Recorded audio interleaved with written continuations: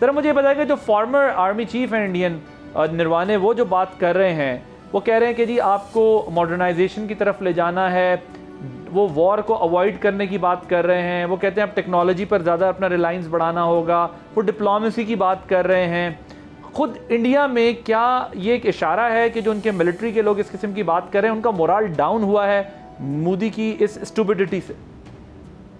देखिए उसकी वजह उसको जरा बड़ा टॉप लेवल पे देख रहे हैं। जो इंडिया के CDS हैं, जिन्हें चीफ ऑफ डिफेंस स्टाफ कहा जाता है, आपको पता है ये शख्स जो ये जनरल साहब रिटायर हो गए हुए थे, इनको दोबारा यूनिफॉर्म बना के CDS की पोजीशन दी गई। पहली बात, अब ये सारे के सारे फौज जो है और एयरफोर्स और नेवी इनकी आपस में नहीं बनती। ये एक टर्म बोलते हैं इंटरऑपरेबिलिटी, कि हमें अफवाज के दरमियान इंटरऑपरेबिलिटी लेके आनी चाहिए।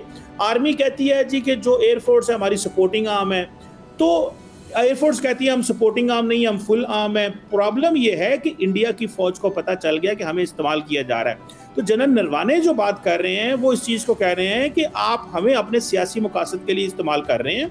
हम क्योंकि इंडिया की फ़ौज बोलती नहीं, हम प्रोफेशनल हैं, हमें आप इस तरह इस्तेमाल कर रहे हैं। हमारे लोगों के अंदर गुस्सा आ रहा है और लोगों को बुरा लग रहा है कि भाई ये हर दफ़ा इन्हीं की लीडरशिप में ये ऐसी चीज़ें क्यों हो रही हैं। क्यों इंडिया को दोबारा पाकिस्तान के साथ आप इस मुकाम पे जा रहे हैं कि जहाँ पे आपकी इंसल्ट होती है। राफेल भी गिर गए, S-400 भी कॉम्प्रोमाइज़ हो गया, आपका सारा डिफेंस सिस्टम भी कॉम्प्रोमाइज़ हो गया, अटैक भी हो गए, इज्जत भी ना रही, सीज फायर भी करना पड़ गया, थर्ड पार्टी इंटरवेंशन भी करनी पड़ गई।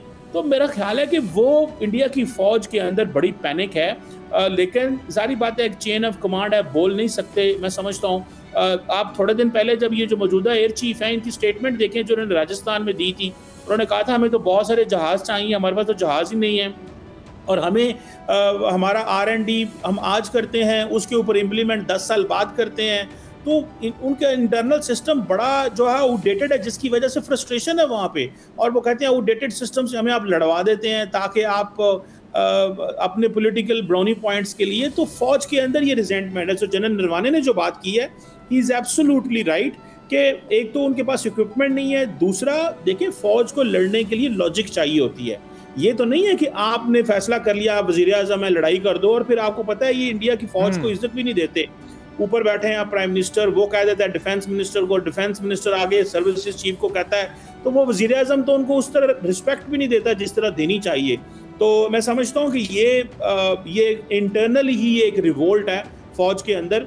लेकिन बीइंग अ डिसिप्लिन्ड आर्मी वो खामोश तो ज़रूर हैं, लेकिन जो रिटायर्ड लोग हैं वो बोलते हैं। आप देखें कितने इंडिया के रिटायर्ड लोगों ने बोला है, इंडिया के जनरल साहबान ने कि पाकिस्तान से की जो फ़ौज एयरफोर्स से के हवाले से बातें उन्होंने की कि तगड़ी है, आर्मी के हवाले से बातें की, हम तो नहीं कह रहे, वो ये तो इंडियन जनरल्स खुद कह रहे हैं। सो मेरा ख्याल है कि एक साइलेंट रिवोल्ट है वहाँ पे, लेकिन ऑब्वियसली इट टेक्स टाइम उसको कंप्लीट बाहर आने में।